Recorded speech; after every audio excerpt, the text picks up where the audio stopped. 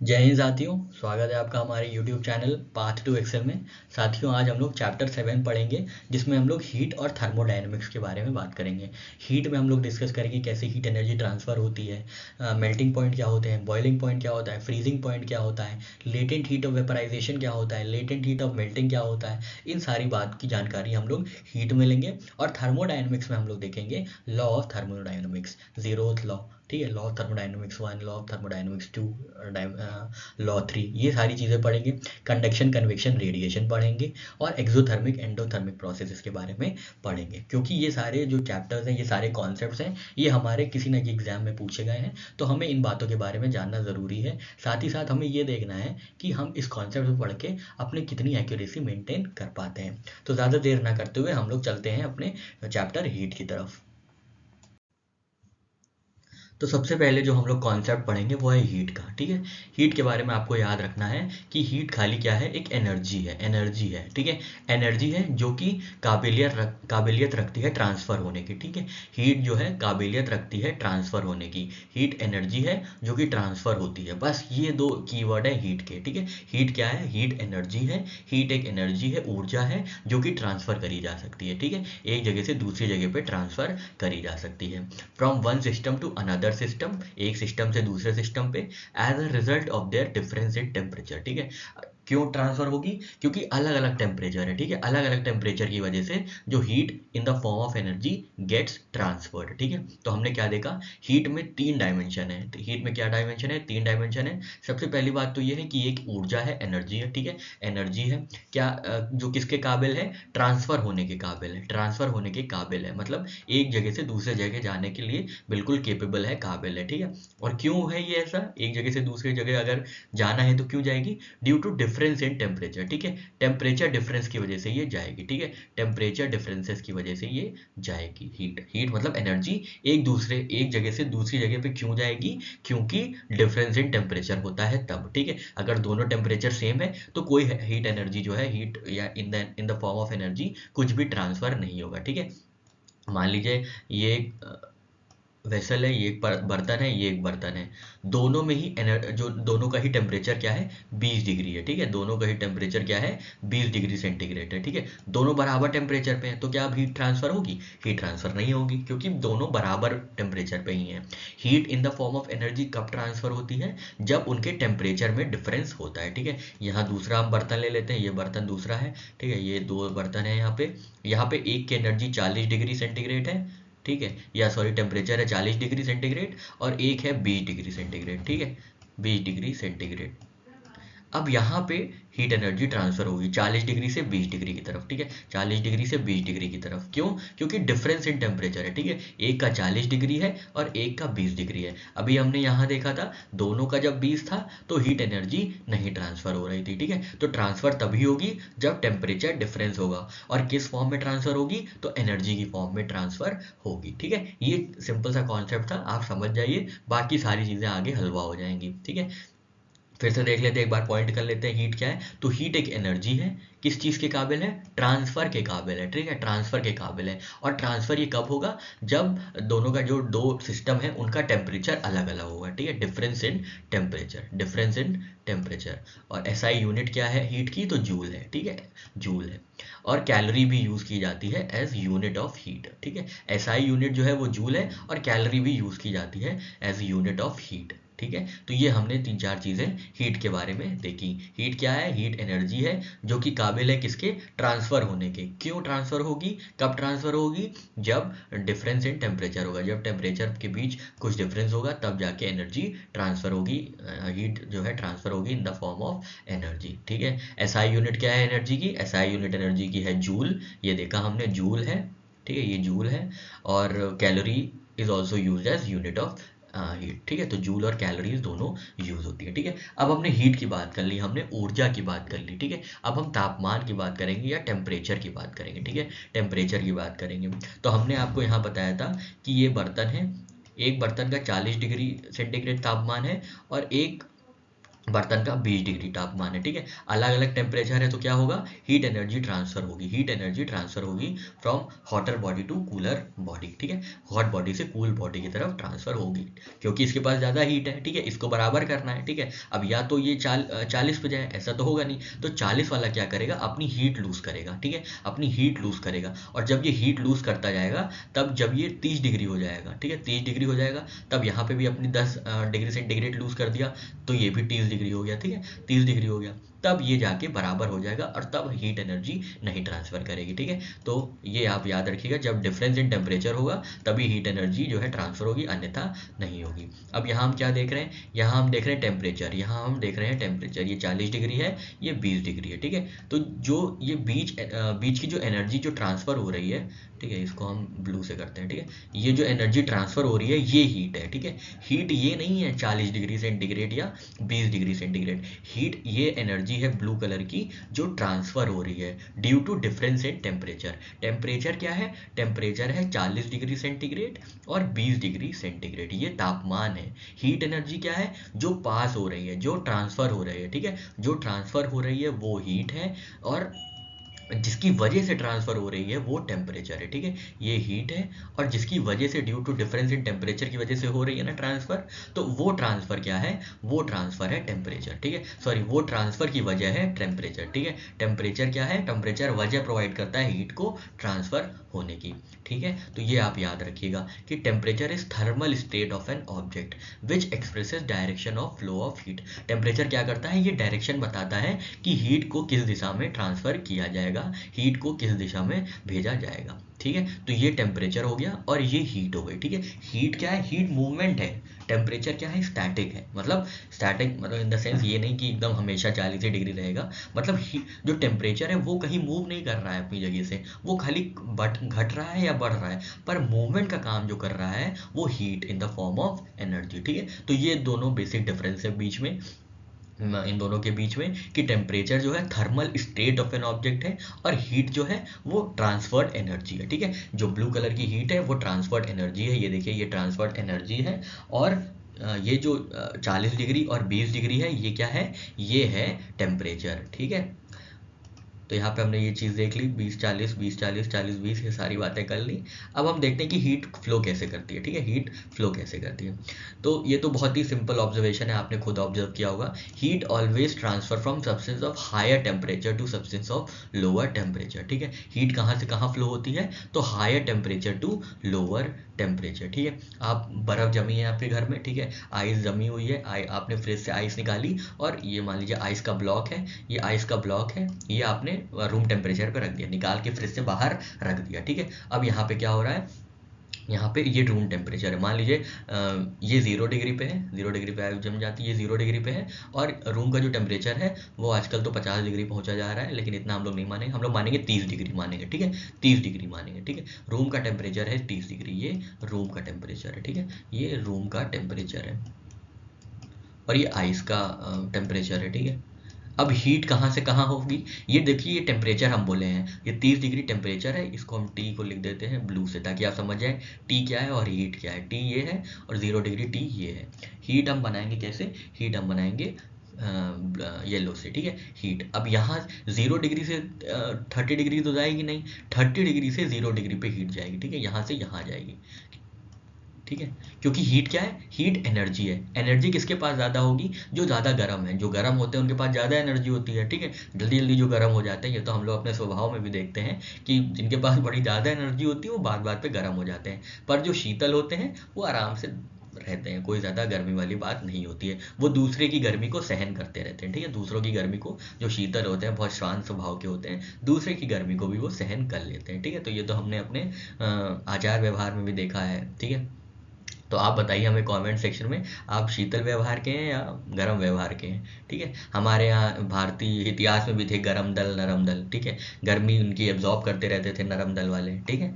तो ये आप याद रखिएगा कि गर्मी जो है, हीट जो है ट्रांसफ़र होती है गर्म दल से नरम दल की ओर, ठीक है, गर्म दल से नरम दल में ट्रांसफ़र होती है, ठीक है। तो गर्म दल कौन होता है, जिनका टेम्परेचर हाई होता है, ठीक है, जो ज़्यादा गर्म होते हैं वहाँ से ठंडे की तरफ जाती है, ठीक है, ठंडे की तरफ जाती है। क्यों, क्योंकि गर्मी में गर्म जो जो बॉडी जितनी गर्म होती है उनके पास ज़्यादा एनर्जी होती है, ठीक है, उनके पास क्या होती है, ज़्यादा एनर्जी होती है, और जो ठंडे होते हैं वो उनके पास कम एनर्जी होती है। तो गर्म वालों के पास ज़्यादा एनर्जी है तो ये एनर्जी ट्रांसफ़र करेंगे। और एनर्जी ट्रांसफ़र क्या है, एनर्जी ट्रांसफ़र हीट है। यहाँ पे हमने पढ़ा था एनर्जी ट्रांसफ़र क्या है, हीट है। यहाँ पे 30 डिग्री, ये 30 डिग्री टेम्परेचर पे है, ये 30 डिग्री टेम्परेचर पे रूम टेम्परेचर है, और ये 0 डिग्री आइस है। यहाँ से हीट निकली, इनको हीट प्रोवाइड कर दी जाएगी। तब धीरे धीरे धीरे क्या होता जाएगा, ये जो 0 डिग्री है ये लगभग 12, 10, 12, 15 डिग्री आ जाएगी और लिक्विड होता जाएगा, ठीक है, काफ़ी लिक्विड होता जाएगा। लिक्विड 4 डिग्री के बाद ये लिक्विड होता जाएगा, ठीक है, 4 डिग्री के बाद, 5 डिग्री के बाद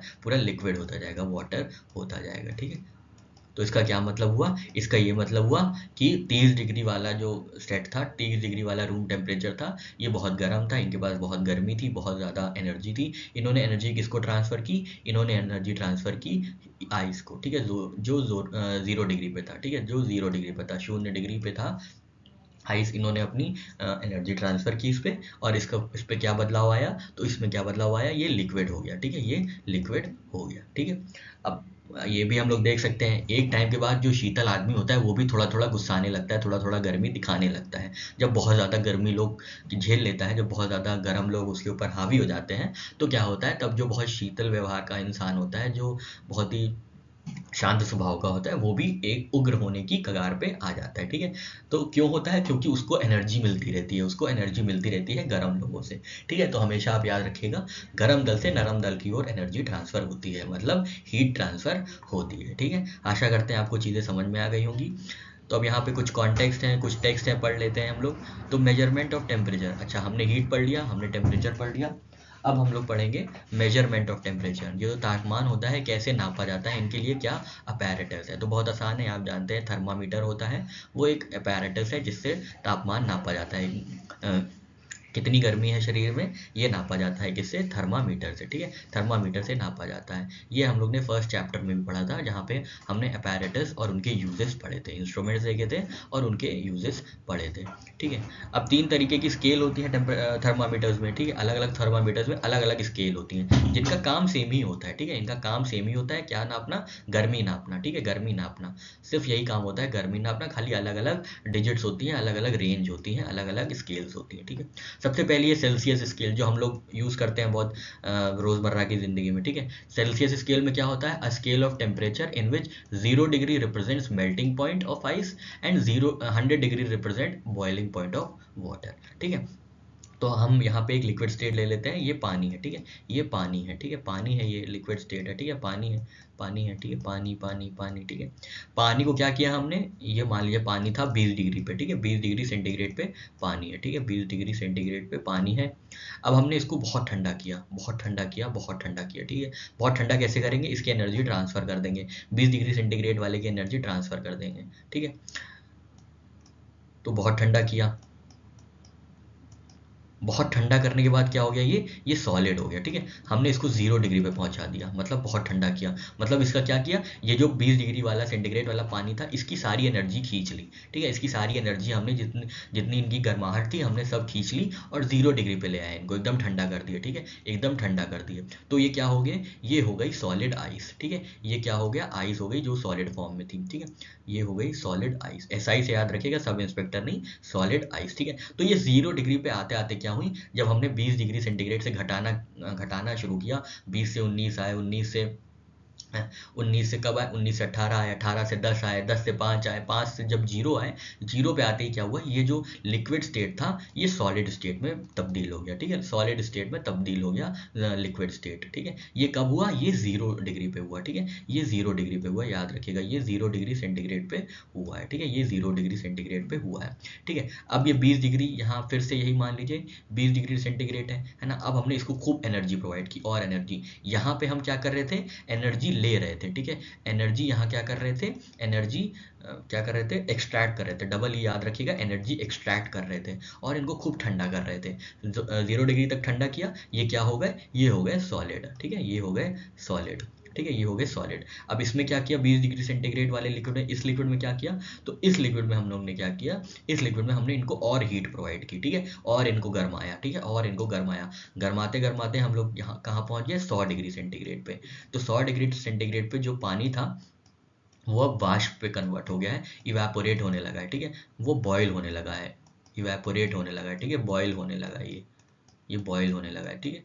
तो ये जो ये पॉइंट आया कि लिक्विड स्टेट कन्वर्ट हो गई वेपर स्टेट में, इस चीज़ को कहते हैं बॉइलिंग पॉइंट, ठीक है, इसको कहते हैं बॉइलिंग पॉइंट। जिस स्टेट में आदमी इतना ज़्यादा गर्म हो जाता है कि वो उबलने लगता है एकदम, उसको बॉइलिंग पॉइंट कहते हैं, ठीक है। और इस स्टेट को, इसी के ऑपोजिट जो एकदम एक्सट्रीम स्टेट है वो क्या होती है, वो होती है फ्रीजिंग स्टेट, जहाँ पे, या फ्रीजिंग स्टेट कहते हैं इसको, जहाँ पे ये एकदम फ्रीज हो जाती है, ठीक है, एकदम फ्रीज हो जाती है। इसी को मेल्टिंग पॉइंट भी कहते हैं, क्योंकि 0 डिग्री के बाद अगर 1 डिग्री पे आएगा ये सॉलिड आइस, तो धीरे धीरे मेल्ट होना शुरू हो जाएगा, हल्का हल्का पानी निकलने लगेगा, ठीक है, हल्के हल्के वो पानी में कन्वर्ट होने लग जाएगा, ठीक है। तो इस चीज़ को मेल्टिंग पॉइंट कहते हैं या फ्रीजिंग पॉइंट कहते हैं, जहाँ पे एकदम सॉलिड हो जाता है, सॉलिड हो जाती है कोई भी ऑब्जेक्ट। और इसको बॉइलिंग पॉइंट कहते हैं, जहाँ बहुत ज़्यादा एनर्जी मिलके बहुत ज़्यादा हाई टेम्परेचर पे जो है लिक्विड अपनी स्टेट चेंज कर देती है वेपर स्टेट में। यहाँ लिक्विड चेंज हो रही है सॉलिड स्टेट में, यहाँ लिक्विड चेंज हो रही है वेपर स्टेट में, ठीक है। तो ये 3 चीज़ें हैं, आपको याद रखनी है, मतलब कौन कौन सी, एक तो बॉइलिंग पॉइंट, मेल्टिंग पॉइंट और फ्रीजिंग पॉइंट, ये दो आगे काम आएंगी, इन्हीं से सारा खेल होगा कि इनका चेंज कैसे होगा, इन पे क्या इफेक्ट पड़ेगा, प्रेशर का, टेम्परेचर का, इसका उसका, ये सारी चीज़ें हम लोग देखेंगे, ठीक है। यहाँ आप लोग बस ये देख लेते हैं कि बॉइलिंग पॉइंट क्या होता है। बॉइलिंग पॉइंट बहुत हाई टेम्परेचर पे होता है, तभी तो बॉयल होगा कोई, ठीक है, तभी तो कोई बॉयल होगा जब बहुत हाई टेम्परेचर होगा, जब बहुत ज़्यादा एनर्जी हो जाएगी, ठीक है। और मेल्ट कब होगा या फ्रीज कब होगा, जब बिल्कुल एनर्जी उसके पास नहीं रहेगी, तब एकदम सॉलिड हो जाएगा, ठीक है। तो यहाँ पे हमने ये बात की। अब हम लोग देख लेते हैं कि कैसे कैसे टेम्परेचर्स की जो स्केल है वो वैरी करती हैं एक ही काम के लिए, ठीक है, एक ही काम के लिए।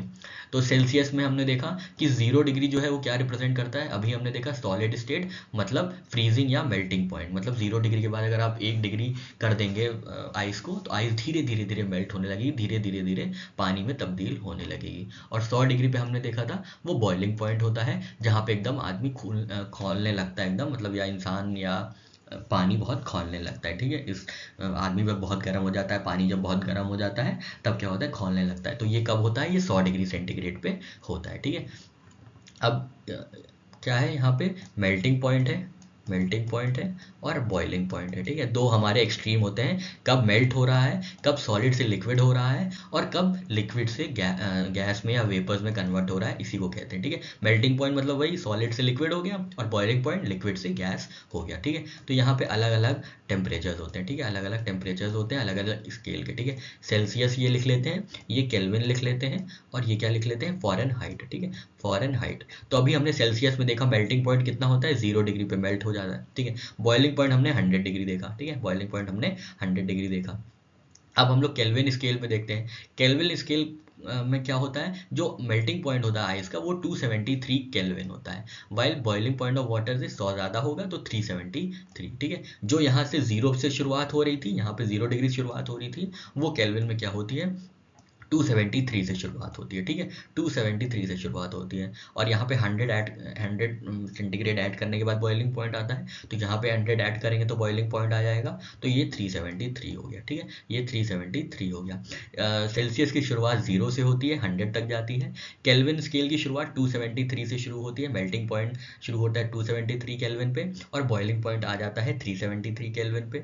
फिर क्या होता है, फिर फ़ारेनहाइट स्केल है, ठीक है। फ़ारेनहाइट स्केल क्या कहता है, इनकी मेल्टिंग पॉइंट ऑफ आइस है वो 32 डिग्री फ़ारेनहाइट पे, ठीक है, 32 डिग्री फ़ारेनहाइट। रुकिए, इसको अलग कलर से लिख लेते हैं, ये लेते हैं ये वाला, हाँ, ये 32 डिग्री फ़ारेनहाइट पे होता है, और 212 फ़ारेनहाइट पे क्या होता है, इनका बॉइलिंग पॉइंट होता है, ठीक है। इनका बॉइलिंग पॉइंट 100 डिग्री से ज़्यादा पे हो जाता है, 100 डिग्री से ज़्यादा हो जाता है लगभग, ठीक है। 32 में हम लोग कितना ऐड करेंगे, तो 32 में अगर हम लोग 180 ऐड करें, ठीक है, 32 में अगर हम लोग 180 डिग्री ऐड करें, तब जाके इनका बॉइलिंग पॉइंट आता है। यहाँ पे 100 डिग्री में आ जा रहा है, यहाँ पे 180 डिग्री पे होता है, ठीक है। खैर आपको इतना डीप में नहीं जाना है, इतना दिमाग नहीं लगाना है, बस आप ये याद रखिएगा अलग अलग मेल्टिंग पॉइंट है, अलग अलग बॉइलिंग पॉइंट है, तीनों स्केल्स के, तीनों टेम्परेचर जो स्केल्स में अलग अलग टेम्परेचर है वो ये है, ठीक है। एक बार फिर से देखते हैं, तो हमने देखा सेल्सियस में कितना है, सेल्सियस में 0 डिग्री है, यह देखा हमने 0 डिग्री है ये, ठीक है। फिर 100 डिग्री क्या है, बॉइलिंग पॉइंट है, मेल्टिंग पॉइंट 0 डिग्री या फ्रीजिंग पॉइंट 0 डिग्री, और boiling point 100 degree. Kelvin scale में हमने देखा 273 केल्विन पे मेल्टिंग पॉइंट होता है और बॉइलिंग पॉइंट 373 के पे होता है, ठीक है। It is clear from the above that 0 degree temperature on the Celsius is equal to 273 on the Kelvin, ठीक है। ये तो हमने देखा ही कि 0 डिग्री किसके बराबर है, 0 डिग्री 273 केल्विन के बराबर है और 32 डिग्री फ़ारेनहाइट के बराबर है, ठीक है। और 100 डिग्री सेंटीग्रेड बॉइलिंग पॉइंट किसके बराबर है, तो 373 केल्विन के बराबर है और 212 केल्विन के सॉरी फ़ारेनहाइट के बराबर है। So temperature on Kelvin is equal to temperature on Celsius plus 273, ठीक है। तो जो भी सेल्सियस में टेम्परेचर होगा, अगर वो केल्विन में उसको कन्वर्ट करना है तो कैसे करेंगे, केल्विन का जो टेम्परेचर होगा वो सी से 273 डिग्री सेल्सियस ज़्यादा होगा। ज़्यादा क्यों होगा, क्योंकि यहाँ हमने देखा 0 किसके इक्विवेलेंट है, 273 के इक्विवेलेंट है। तो जो भी अब केल्विन में टेम्परेचर होगा वो 273 तो ज़्यादा होगा ना सेल्सियस से, क्योंकि सेल्सियस 0 है और केल्विन 273 है, ठीक है।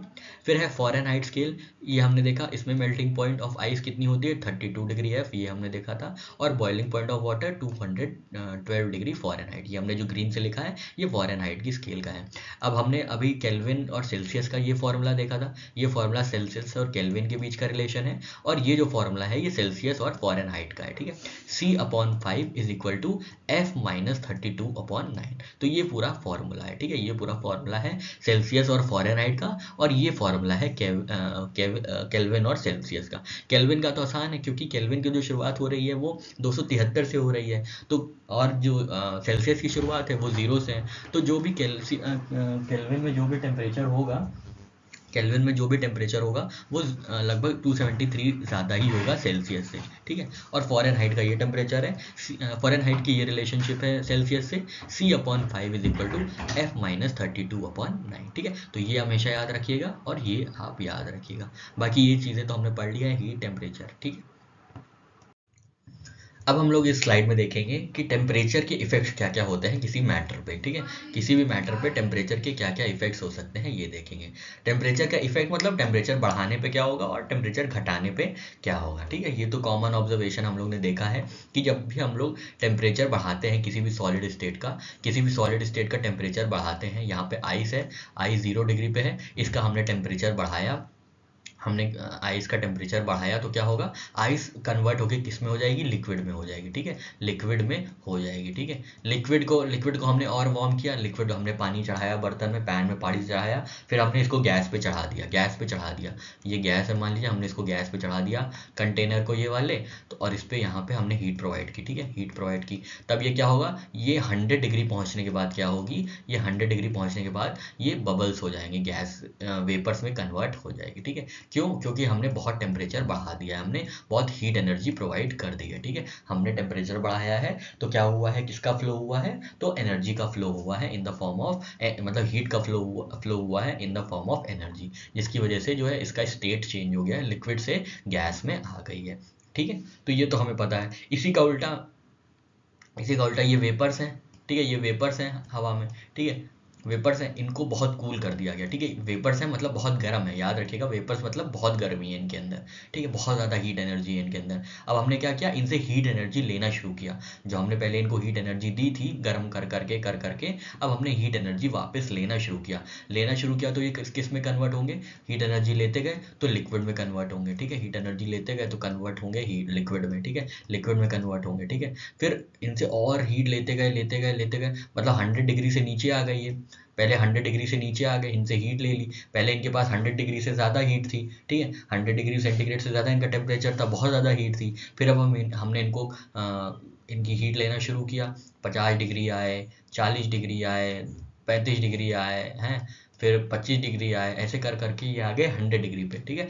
100 डिग्री पे आ गए। अब इनके पास जीरो एनर्जी बची, ठीक है, बिल्कुल एनर्जी नहीं बची, तो ये किस में कन्वर्ट हो गए, ये सॉलिड में कन्वर्ट हो गए, ठीक है। यहाँ पे हम क्या कर रहे हैं, सॉलिड से लिक्विड, लिक्विड से गैस में एनर्जी प्रोवाइड की जा रही है, हीट एनर्जी प्रोवाइड की जा रही है, और जब उल्टा हो रहा है, इसी का रिवर्स फिनोमेनन हो रहा है, मतलब वेपर्स को अगर लिक्विड में चेंज किया जा रहा है और लिक्विड को सॉलिड में चेंज किया जा रहा है, तो ये किस फिनोमेनन से किया जा रहा है, जब उनसे हीट एनर्जी एक्सट्रैक्ट कर ली जा रही है। यहाँ पे हीट एनर्जी प्रोवाइड की जा रही है, इस फिनोमेनन में हीट एनर्जी जो है उनसे एक्सट्रैक्ट करी जा रही है। तो ये सारा खेल हीट एनर्जी का ही है। हीट एनर्जी कितनी होगी, वो हीट एनर्जी पे ही डिपेंड करेगा कि किसी भी मैटर का स्टेट क्या है, वो लिक्विड है, वो सॉलिड है, वो गैस है, वो किस स्टेट में, वो किस स्टेट पे बॉयल करेगी, किस टेम्परेचर पे मेल्ट करेगी, किस टेम्परेचर में कंडेंसेशन होगा। ये सारी चीज़ें हीट एनर्जी पे डिपेंड है। कितनी हीट है उनके पास, किसी भी मैटर पे कितनी हीट रखी है या कितनी हीट निकाल ली गई है, वो डिपेंड करता है, वो डिपेंड करेगी मैटर का स्टेट।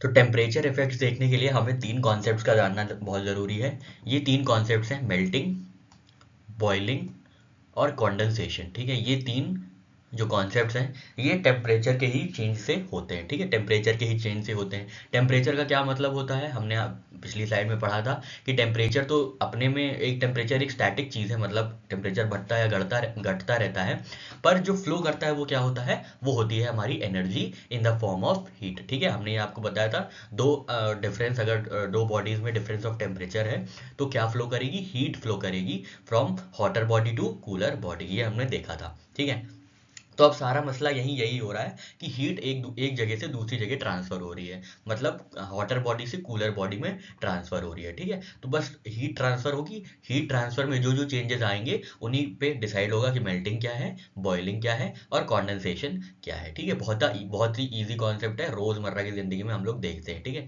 मेल्टिंग तो आप जानते ही है, पिघलना। ठीक है, कोई चीज़ कब पिघलती है, आप देखे होंगे, बर्फ निकाले आप फ्रिज से बर्फ निकालिए या आइसक्रीम खरीदिए कहीं से, आइसक्रीम बहुत ठंडी होती है और जो बर्फ़ होती है वो भी बहुत ठंडी होती है। ठीक है, फिर आपने क्या किया, इसको निकाला और रूम टेम्परेचर पे रख दिया। ठीक है, रूम टेम्परेचर मतलब इर्द गिर्द सराउंडिंग का जो टेम्परेचर है वो टेम्परेचर पे आपने रख दिया। तो अब क्या होगा, रूम गर्म है आपका और बर्फ़ ठंडी है। ठीक है, बर्फ़ ठंडी है, आइसक्रीम ठंडी है, तो अब क्या होगा, हॉटर बॉडी से कूलर बॉडी में ट्रांसफर होगी एनर्जी, हीट ट्रांसफर होगी। तो कहाँ से कहाँ पे ट्रांसफर होगी, हीट ट्रांसफर होगी आपके रूम से, रूम में जो गर्माहट है वो कहाँ पे ट्रांसफर होगी, वो ट्रांसफर होगी आइसक्रीम पे या बर्फ पे। अब जब बहुत ट्रांसफर होता जाएगा, एक टाइम ऐसा आएगा कि वो अपनी जो स्टेट है, सॉलिड वाली स्टेट जो थी आइसक्रीम की या बर्फ की, वो कन्वर्ट हो जाएगी किसमें, लिक्विड में। ठीक है, लिक्विड में कन्वर्ट हो जाएगी, मतलब इतनी ज़्यादा हीट मिल गई उसको, इतनी ज़्यादा एनर्जी सराउंडिंग से मिल गई बर्फ को या आइसक्रीम को कि वो मेल्ट हो गई, पिघल गई। ठीक है, सिंपल सा यही कॉन्सेप्ट है। ठीक है, तो ये देखते हैं, यहाँ पे यही लिखा है, a process in which solid converts into liquid. ठीक है, इसमें क्या हो रहा है, सॉलिड कन्वर्ट हो रहा है, सॉलिड आइसक्रीम, सॉलिड बर्फ, ठीक है, सॉलिड लोहा पिघला देते हैं। ठीक है, तो ये लिक्विड में हो जाता है। ठीक है, सॉलिड पिघल के क्या हो जाता है, तो पिघल के पानी हो जाता है। ठीक है, बर्फ पिघल के क्या होती है, पानी हो जाती है, और आइसक्रीम भी पिघल के क्या हो जाती है, लिक्विड सी हो जाती है। ठीक है, कब होती है, हीटिंग करने पे। ठीक है, हीट करने पे, हीट चाहे आप अपने अपने तरफ से हीट प्रोवाइड करें या रूम टेम्परेचर पे हीट ज़्यादा है और जो बॉडी है या जो भी मैटर है वो बहुत ठंडा है, तो अपने आप हीट उसको मिल जाएगी। ठीक है, अब वो temperature at which solid matter melts and converts into liquid at atmospheric pressure is known as melting point। ठीक है, तो हमने ये पूरे एक फिनोमिनन की बात कर ली कि कैसे पिघलेगी, जब सराउंडिंग से हीट लेगी ठंडी बॉडी। ठीक है, हॉटर बॉडी जब एनर्जी प्रोवाइड करेगी, हीट प्रोवाइड करेगी कूलर बॉडी को, तो वो अपनी स्टेट छोड़ के, जो भी स्टेट है, सॉलिड स्टेट है, वो लिक्विड स्टेट में आ जाएगी। ठीक है, पर जिस पॉइंट पे आएगी, जिस पॉइंट पे वो सॉलिड से लिक्विड में चेंज होगी, ठीक है, उस पॉइंट को कहते हैं मेल्टिंग पॉइंट। ठीक है, उस पॉइंट को क्या कहते हैं, मेल्टिंग पॉइंट कहते हैं। जैसे जो आइस होती है, पानी को आप रख दीजिए फ्रिज के अंदर और वो कब सॉलिड होगा, सॉरी, पानी को आप बर्फ को आप बाहर निकालेंगे। ठीक है, बर्फ बहुत ठंडी है, बर्फ की जो टेम्परेचर है वो मान लीजिए -50 डिग्री है। ठीक है, एकदम कड़क है बड़ा बर्फ। ठीक है, सॉलिड है एकदम बर्फ, पर वो कब मेल्ट होगी, जब वो 0 डिग्री पे आ जाएगी। ठीक है, मान लीजिए कोई बर्फ है, वो -50 डिग्री पे है। ठीक है, -50 डिग्री पे है और बाहर का टेम्परेचर 30 डिग्री है। ठीक है, बाहर का टेम्परेचर मतलब रूम टेम्परेचर है 30 डिग्री। अब इसको आपने निकाल दिया, ये पहले फ्रिज में थी, अब ये फ्रिज के बाहर आ गई है। ठीक है, ये फ्रिज के बाहर आ गई है। ठीक है, ये फ्रिज के बाहर आ गई है। अब यहाँ से क्या होगा, 30 डिग्री सेंटीग्रेड जो 30 डिग्री सेंटीग्रेड जो रूम टेम्परेचर है, उसके बाद बहुत एनर्जी है, हमने बताया था आपको, बहुत गर्म है, बहुत एनर्जी है। ठीक है, जोशीले हैं एकदम, बहुत गर्म है, बहुत एनर्जी है, तो ये क्या करेंगे, एनर्जी ट्रांसफर करेंगे। ठीक है, 0.50 सेंटीग्रेड वाली आइस को एनर्जी ट्रांसफर करेंगे। इनका क्या है, इनकी जो इनका जो टेम्परेचर है वो भी बढ़ता जाएगा। कोई गर्माहट दिखा रहा है, ये भी अपना जो लूज है अपनी शीतलता है खोने लगेंगे, ठीक है। कोई गर्माहट दिखा रहा है तो आप भी गर्म हो जाते हैं ना, ये तो नॉर्मल फिनोमिनन है। तो ये फिर क्या हुए, ये आ गए -1 पे, ठीक है। -1 तक कुछ नहीं हुआ, पर जैसे ही ये जीरो आए, यहाँ पे 0 डिग्री सेंटीग्रेड हुए, तो ये सॉलिड जो थे अभी तक, जो बर्फ अभी तक सॉलिड थी वो अब लिक्विड हो गई, ठीक है। अब पिघलना शुरू हो गई, ठीक है। अब पिघलना शुरू हो गई, लिक्विड हो गई, ठीक है। ये लिक्विड हो गई। तो ये 0 डिग्री जो अटेन किया इन्होंने, और 0 डिग्री पे ही जो इनकी मेल्टिंग शुरू हुई, पिघलना शुरू हुआ, ठीक है। पिघलना शुरू हुआ, उसको कहते हैं मेल्टिंग पॉइंट, ठीक है। जो सख्त लौंडे होते हैं वो भी पिघलते हैं ना, तो वो 0 डिग्री पे ही पिघलते हैं, ठीक है। पहले वो बहुत जोशीले रहते हैं, ठीक है। पहले वो भी बहुत या तो शीतल रहते हैं, ठीक है। बहुत शीतल रहते हैं पहले, पर गर्मी मिलती रहती है, ठीक है। आसपास ही गर्मी है भाई, अब क्या, सब यही जमाना ही ऐसा है, क्या किया जाए, ठीक है। तो सख्त लौंडे भी क्या होते हैं, 0 डिग्री पे एकदम पिघल जाते हैं, ठीक है। तो याद रखिएगा, आइस मेल्ट कितने डिग्री पे होती है, 0 डिग्री पे होती है। So melting point of ice is 0 degree, ठीक है। अलग अलग मैटर की अलग अलग मेल्टिंग पॉइंट होती है, मतलब अलग अलग सॉलिड्स अलग अलग टाइम पे पिघलेंगे, ठीक है। अलग अलग जो लड़के हैं अलग अलग टाइम पे पिघलेंगे, इनका ये कहना है, ठीक है। अपनी भाषा में बात करें तो, ठीक है। तो जैसे आइस है वो 0 डिग्री पे ही पिघल जाएगी। वैक्स जो है, जो हमारा कैंडल का वैक्स होता है, ठीक है, वो 63 डिग्री पे मेल्ट होता है। बाप रे बाप, मतलब 63 डिग्री, ये तो बहुत ज़्यादा हाई टेम्परेचर पे मेल्ट होता है, ठीक है। और मेल्टिंग पॉइंट ऑफ आयरन तो बाप रे 1500 डिग्री पे मेल्ट होता है, ठीक है। मतलब इनको इतनी एनर्जी चाहिए आयरन को पिघलने के लिए, वैक्स को इतनी एनर्जी चाहिए, 63 डिग्री सेंटीग्रेड की हीट चाहिए पिघलने के लिए, और आइस 0 डिग्री में ही पिघल जाती है, ठीक है। तो ये डिफरेंट मेल्टिंग पॉइंट्स है, याद रखिएगा, ठीक है। क्यों डिफरेंट मेल्टिंग पॉइंट्स होते हैं, क्योंकि अलग अलग डेंसिटीज होती है मैटर की, अलग अलग इंटरमॉलिक्यूलर फोर्सेज होते हैं, ठीक है। और अलग अलग एटॉमिक मूवमेंट्स होते हैं, अंदर जो भी मॉलिक्यूल्स हैं उनके बीच अलग अलग मूवमेंट होता है, जिसकी वजह से अलग अलग मेल्टिंग पॉइंट है, ठीक है। The melting point of any solid shows the extent of force of attraction between their particles. वही बात है, एटम्स और मॉलिक्यूल्स कितने क्लोजली पैक्ड हैं, कितनी ज़्यादा फोर्स लग रही है उनमें। तो आयरन में तो इतना ज़्यादा लगता है टेम्परेचर इनको सॉलिड से लिक्विड करने के लिए, तो मतलब इनके जो मॉलिक्यूल्स हैं या एटम्स हैं, इनके बीच हाई फोर्स ऑफ अट्रैक्शन है, बहुत हाई फोर्स ऑफ अट्रैक्शन है, जिसकी वजह से हाई मेल्टिंग पॉइंट है। ये हाई मेल्टिंग पॉइंट है ना, बहुत, ये बहुत हाई मेल्टिंग पॉइंट है। The high melting point of solid shows that it has a high force of attraction between particles, ठीक है। तो अभी हमने मेल्टिंग का प्रोसेस देखा, मेल्टिंग पॉइंट्स देखे, ये अलग अलग मेल्टिंग पॉइंट्स हैं, याद रखिएगा। मेल्टिंग पॉइंट ऑफ आइस है 0 degree, melting point of wax है 63 डिग्री, और मेल्टिंग पॉइंट ऑफ आयरन है 1535 डिग्री, ठीक है। तो हाई मेल्टिंग पॉइंट क्या इंडिकेट करता है, कि जो फोर्स ऑफ अट्रैक्शन है किसी भी सॉलिड के बीच में, उनके मॉलिक्यूल्स या एटम्स के बीच में, तो वो बहुत स्ट्रांग है, जिसकी वजह से उन्हें मेल्ट नहीं होने दे रहा है, ठीक है। इसका सीधा सा मतलब ये है। तो अभी हम पिघले थे, ठीक है, अभी हम मेल्ट हुए थे। अब हम अगला कॉन्सेप्ट देखेंगे जहां हम उबलेंगे, ठीक है, उबलेंगे, ठीक है। अभी हम मेल्ट हुए थे, अब हम उबलेंगे, उबलेंगे, ठीक है। तो ये जो प्रोसेस था, हमने सॉलिड से लिक्विड कन्वर्ट हुए थे, ठीक है। अब लिक्विड से क्या होगा, वेपर्स में आएंगे, ठीक है। अब लिक्विड से क्या होगा, वेपर्स में जाएंगे, ठीक है। लिक्विड से वेपर स्टेट में जाएंगे, ठीक है। सॉलिड में हमने ये कैसे हुआ था चेंज, सॉलिड से liquid, by transference of heat energy, ठीक है। सारी जो चीज़ हो रही है इस चैप्टर में, इस रिलेटेड जो भी एग्जांपल्स होंगे, जो भी ऑब्जर्वेशंस होंगे, वो बस हीट ट्रांसफरेंस पे ही बेस्ड है, ठीक है। किस कौन सी हीट, कितनी हीट किस तरफ जा रही है, बस वही आपको मैटर करता है, और वही आपको ऑब्जर्व करना है, ठीक है। इसके अलावा इस चैप्टर में और कुछ भी नहीं है, बस हीट ट्रांसफरेंस है, ठीक है, हीट ट्रांसफरेंस है।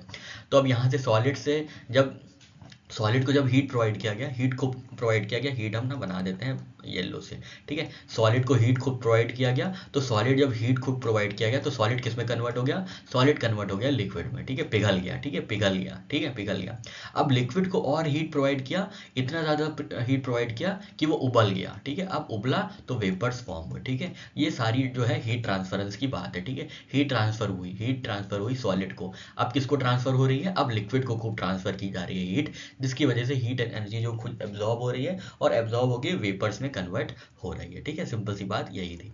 तो यहाँ पे यही बोल रहे हैं कि जो प्रोसेस होता है in which liquid converts into vapours, जो लिक्विड है वो वेपर्स में कन्वर्ट हो जाता है, ठीक है। Liquid converts into vapours fastly by heating is known as boiling, ठीक है। बस हीट ट्रांसफरेंस है, हीट ट्रांसफरेंस हुआ तो मेल्टिंग पॉइंट आ गया, हीट ट्रांसफरेंस आप बहुत और ज्यादा हुआ तो बॉइलिंग आ गया, ठीक है। Temperature at which liquid boils and converts into vapour very fastly at atmospheric pressure is termed as boiling point, ठीक है। तो बॉइलिंग पॉइंट क्या होगा, यहाँ पे मेल्टिंग पॉइंट क्या था, जहाँ पे सॉलिड लिक्विड में कन्वर्ट हुआ, ठीक है, जहाँ जिस टेम्परेचर पे सॉलिड लिक्विड में कन्वर्ट हुआ। कौन से टेम्परेचर पे सॉलिड लिक्विड में कन्वर्ट हुआ? आइस जो है 0 डिग्री पे कन्वर्ट हुई लिक्विड में, पानी में। वैक्स कन्वर्ट हुआ लिक्विड में 63 डिग्री पे। और आयरन कन्वर्ट हुआ 1535 डिग्री सेल्सियस पे।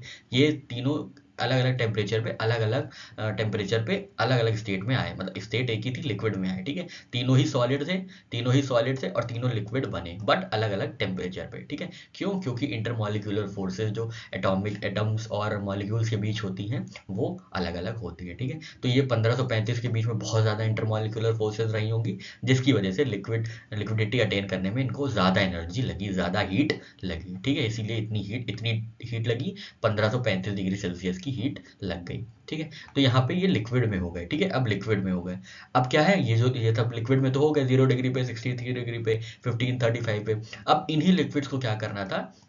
तो अब इन्हीं लिक्विड्स को वेपर में कन्वर्ट करना था। वेपर में कैसे कन्वर्ट करेंगे? इनको और हीट प्रोवाइड करके, ठीक है, और हीट एनर्जी देके, ठीक है, और गर्माहट देके, ठीक है, और हीट एनर्जी जब हमने दी तब ये क्या हुआ, ये उबलने लगी, इनका बॉइलिंग पॉइंट आ गया, ठीक है। मतलब देखिए यहाँ पे पहले वाटर के बारे में देखते हैं, ठीक है, वाटर के बारे में देखते हैं। पहले वाटर था सॉलिड, ये सॉलिड है, ठीक है, ये सॉलिड है, आइस, ठीक है, आइस था ये, ठीक है। इसको खूब हीट एनर्जी प्रोवाइड की गई, कि ये 0 डिग्री पे आ गया, ठीक है, ये 0 डिग्री पे आ गया। और ये क्या हो गया? ये लिक्विड हो गया, ठीक है, ये लिक्विड हो गया, लिक्विड हो गया।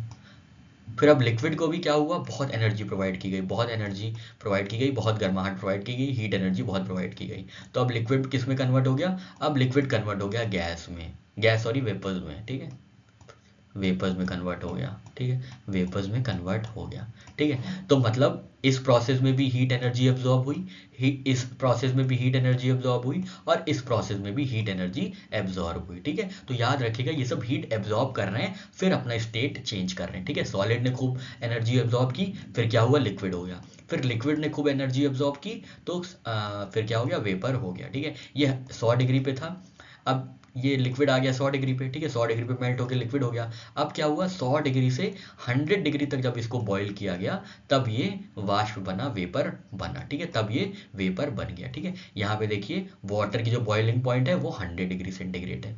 अल्कोहल की जो बॉइलिंग पॉइंट है ये काफ़ी कम है, 78 डिग्री पे ही ये बॉयल होने लगते हैं, उबलने लगते हैं, ठीक है। मतलब शराब पी के सब बहुत जल्दी लड़ाई झगड़ा इसलिए करते हैं क्योंकि अल्कोहल का जो बॉइलिंग पॉइंट है वो बहुत कम है, ठीक है, 78 डिग्री पे ही जो है बॉयल हो जाता है, ठीक है। पानी पी के तो आप लड़ाई झगड़ा नहीं करते हैं, मतलब करने को तो कभी भी कर सकते हैं, पर एक यहाँ पे फन पर्पस के लिए आपको बता रहे हैं कि पानी पी के तो कोई लड़ाई झगड़ा नहीं करता है, अल्कोहल पी के ही सब लड़ाई करने लगते हैं, शराब पी के सब लड़ाई झगड़ा करने लगते हैं। क्यों? क्योंकि बॉइलिंग पॉइंट कम है, उबलने वाला जो टेम्परेचर है वो बहुत कम है, 78 डिग्री पे ही उबल जाते हैं लोग, ठीक है, गर्म हो जाते हैं, उबल जाते हैं, ठीक है। और मरकरी का कितना बॉइलिंग पॉइंट है? तो मरकरी का 375 डिग्री सेंटीग्रेड बॉइलिंग पॉइंट है, ठीक है। मरकरी का जो है 357 डिग्री सेंटीग्रेड बॉइलिंग पॉइंट है, ठीक है। यहाँ पे हमने ये सारी बात कर ली, मेल्टिंग पॉइंट की बात कर ली, बॉइलिंग पॉइंट की बात कर ली। अब कंडेंसेशन की बात कर लेते हैं, ठीक है, कंडेंसेशन की बात कर लेते हैं, ठीक है। अब ये रिवर्स ही है बस, ठीक है, रिवर्स है, ठीक है। अभी तक हम क्या कर रहे थे, सॉलिड से लिक्विड में गए, लिक्विड से वेपर्स में चले गए, क्या, ठीक है। अब वेपर्स को अगर हमको लिक्विड में आना होगा तो हम क्या करेंगे? अच्छा, सॉलिड से लिक्विड में हम कैसे गए थे? जब सॉलिड ने खूब हीट एनर्जी एब्जॉर्ब की थी, ठीक है, हीट एनर्जी खूब एब्जॉर्ब की थी, तब वो सॉलिड जो है सॉलिड से लिक्विड में कन्वर्ट हुआ था, ठीक है। सॉलिड लिक्विड में कब कन्वर्ट हुआ? जब हीट एनर्जी एब्जॉर्ब हुई, ठीक है, absorbance of heat energy absorb हुई, ठीक है। फिर लिक्विड से वेपर कब हुआ? और हीट एनर्जी एब्जॉर्ब हुई, ठीक है, हीट एनर्जी, और ए से एब्जॉर्ब और एच से हीट एनर्जी, और हीट एनर्जी एब्जॉर्ब हुई, तब ये क्या हुआ, वेपर्स में हो गया। अब मान लीजिए वेपर में बहुत हीट एनर्जी है ना, वेपर में तो बहुत ज़्यादा हीट एनर्जी होगी। अब वेपर्स को लिक्विड में कन्वर्ट करना है, ठीक है, वेपर्स को लिक्विड में कन्वर्ट करना है, तो क्या करेगा वेपर? अपनी हीट लूज करेगा, तभी तो लिक्विड स्टेट में आएगा ना। वेपर क्या करेगा? हीट लूज करेगा। यहाँ से मान लीजिए आप ये सॉलिड, लिक्विड और वेपर है, ठीक है। अब सॉलिड, मान लीजिए सॉलिड एक बिजनेस शुरू कर रहा है, ठीक है, बिजनेस शुरू कर रहा है, ठीक है, सॉलिड एक बिजनेस शुरू कर रहा है।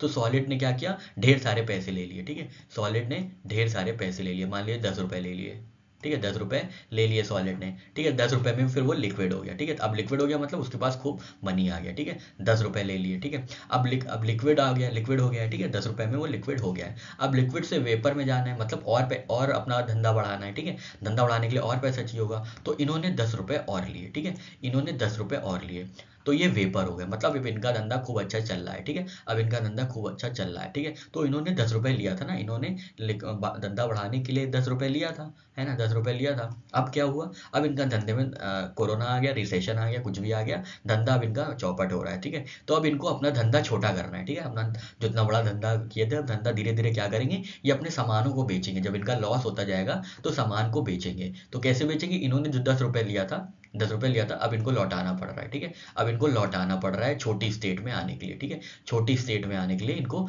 10 रुपये लौटाना पड़ रहा है, ठीक है, तो ये जो +10 था यहाँ पे, ये -10 हो गया, ठीक है, इनको अपना पैसा जो है लौटाना पड़ रहा है, ठीक है, छोटे में आने के लिए इनको अपनी ओरिजिनल स्टेट में आने के लिए, अपना धंधा छोटा करने के लिए, ताकि लॉस कम हो, इसलिए 10 रुपये लौटाना पड़ रहा है, ठीक है, अब फिर और छोटा करना पड़ रहा है, एकदम बंद करने की कगार पे आ गया है, तो और जो यहाँ से सॉलिड से लिक्विड में 10 रुपये लिए थे वो भी लौटाना पड़ेगा, ठीक है, तो मतलब और पैसा लूज करना पड़ेगा, यहाँ पैसा गेन कर रहे थे, यहाँ पे पैसा लूज कर रहे हैं, ठीक है, नीचे ग्रीन में पैसा लूज कर रहे हैं, ठीक है, और जो ब्लू थी इसको हम ब्लू कर देते हैं, ये जो ब्लू नहीं अच्छा नहीं दिख रहा है, हाँ ये दिखेगा अच्छा, अरे ये भी नहीं अच्छा दिख रहा, कुछ और गाढ़ा यूज करते ना,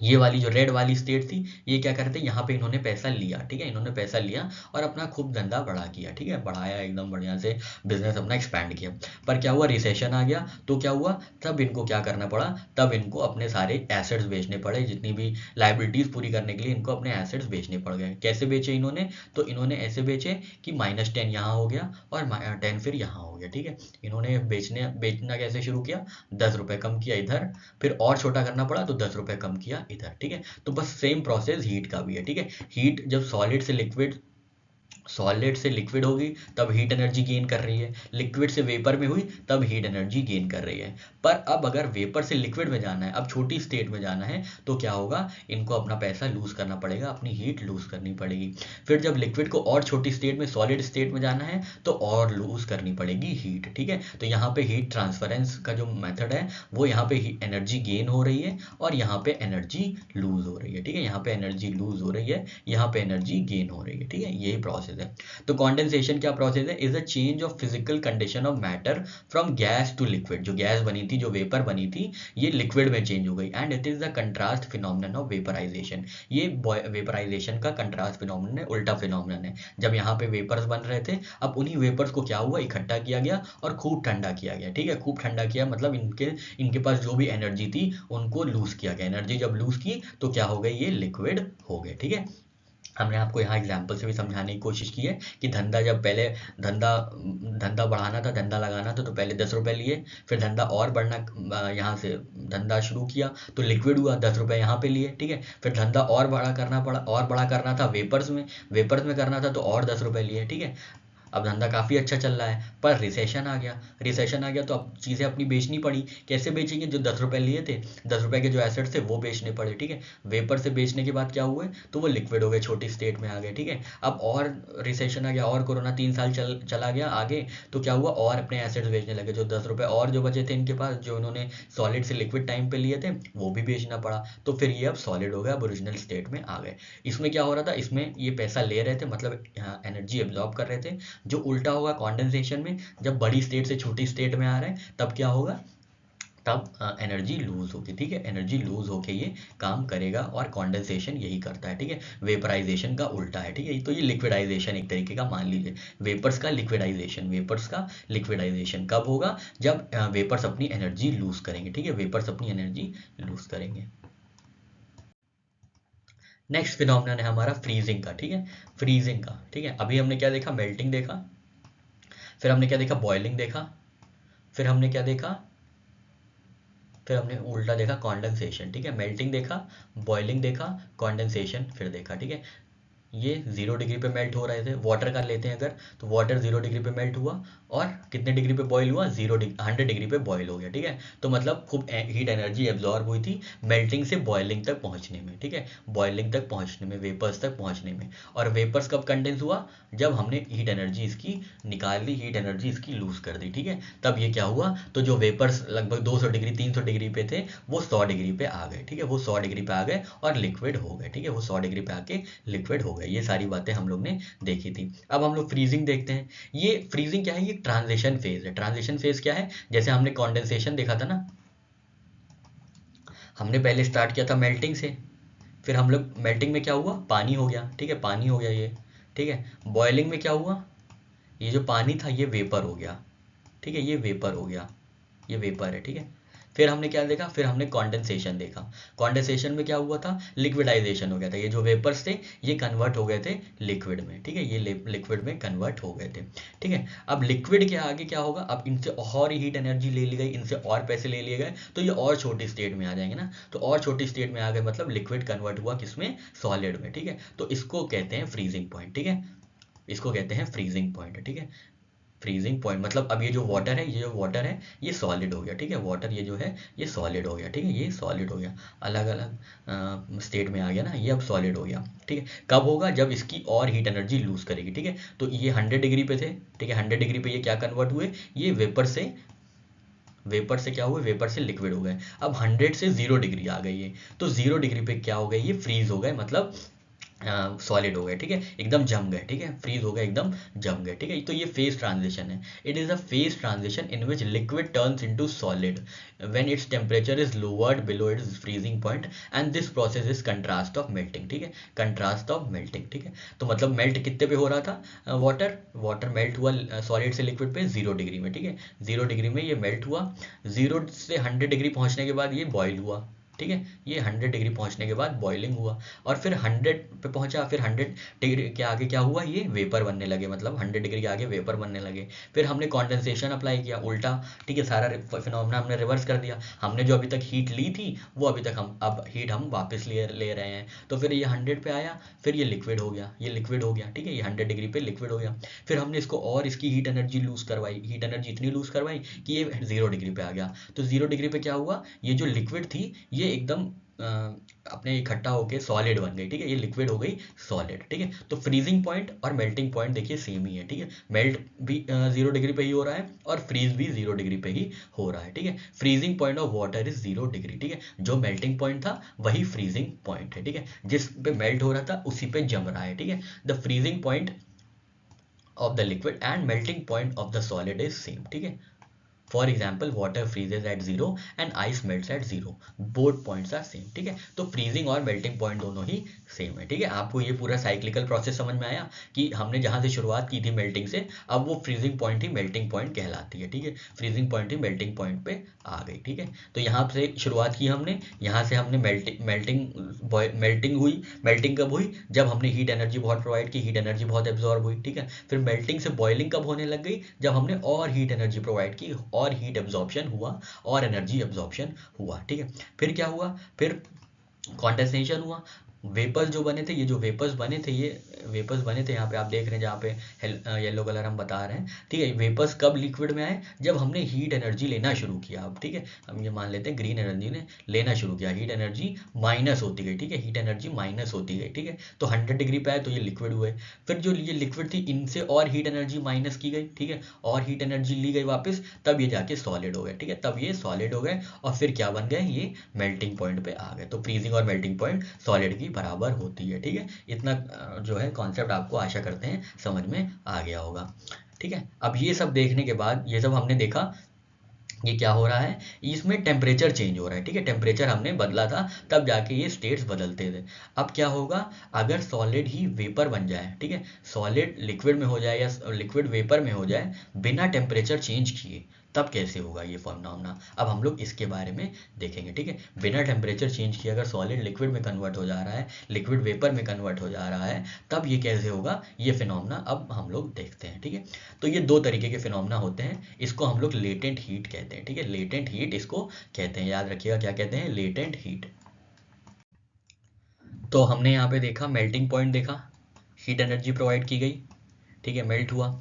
फिर आगे और हीट एनर्जी प्रोवाइड की गई तो बॉयल हुआ, ठीक है। फिर बॉइलिंग को हीट एनर्जी जो प्रोवाइड की गई थी वो इससे छीन ली गई, एनर्जी लूज कर दिया इन्होंने, तो ये क्या हुआ, ये कॉन्डेंसेशन हुआ। फिर और हीट एनर्जी इन्होंने कॉन्डेंसेशन पॉइंट पे लूज की, कॉन्डेंसेशन के आगे जाके लूज की, तब ये क्या हुआ, तब ये फ्रीजिंग पॉइंट हो गया, जो कि बराबर हो गया मेल्टिंग पॉइंट के, ठीक है। तो हमने ये साइक्लिकल फ्लो देख लिया हीट ट्रांसफरेंस का, ठीक है, हीट ट्रांसफरेंस का, हीट एडिशन का या हीट लूजिंग का, ये देख लिया हमने, ठीक है। अब हम देखते हैं लेटेंट हीट, ठीक है। लेटेंट हीट क्या होती है, तो अभी हमने देखा सॉलिड जो लिक्विड में कन्वर्ट हो रहा है वो हीट एनर्जी प्रोवाइड करने से हो रहा था, है ना, जो हीट एनर्जी प्रोवाइड करने से हो रहा था वो देखा था हमने। तो कितनी हीट एनर्जी प्रोवाइड की गई कि सॉलिड जो है लिक्विड में चेंज हुआ, इसी को लेटेंट हीट कहते हैं, विदाउट चेंज ऑफ टेम्परेचर, बिना टेम्परेचर चेंज किए कितना लिक्विड, कितना सॉलिड को हीट किया गया कि वो लिक्विड में चेंज हुआ और लिक्विड बॉयल होने लगा या बॉइलिंग पॉइंट पे रीच हो गया, ठीक है। मान लीजिए ये, रुकिए हम आपको इसको एग्जांपल से समझाते हैं, ठीक है। ये मान लीजिए एक वेसल है, ठीक है, ये वेसल है, ये पानी है अंदर, ठीक है, बर्तन है, पानी है, और नीचे हमने इसको खूब गर्मा दिया, ठीक है, ये फ्लेम है हमारी, ठीक है, ये हीट फ्लेम है, ठीक है, ये हीट फ्लेम है, ये फ्लेम है। फ्लेम वो दूसरा वाला फ्लेम नहीं, ये हीट फ्लेम की बात कर रहे हैं हम, जिससे आग निकलती है, ठीक है। हालांकि ये वाले फ्लेम में भी काफ़ी आग होती है, चलिए ठीक है, ठीक है। तो अब क्या हो रहा है, अब हम इसको हमने इसको 100 डिग्री पे पहुंचा दिया, ठीक है, हमने 100 डिग्री पे पहुंचा दिया, 100 डिग्री तक एनर्जी इनको प्रोवाइड कर दी, ठीक है, 100 डिग्री सेल्सियस तक इनको एनर्जी प्रोवाइड की। अब ये क्या होने लगे, ये वेपर में कन्वर्ट होने लगे, ठीक है, ये वेपर में कन्वर्ट होने लगे, ठीक है, ये सारे जो है वेपर में कन्वर्ट होने लगे, ठीक है, ये वेपर में कन्वर्ट होने लगे, ठीक है। अब ये सारे वेपर में कन्वर्ट हो गए, ये वाली जो ड्रॉप है, ये वाली ड्रॉप है, ये वाली ड्रॉप है, ये वेपर में कन्वर्ट होने लगी, ठीक है।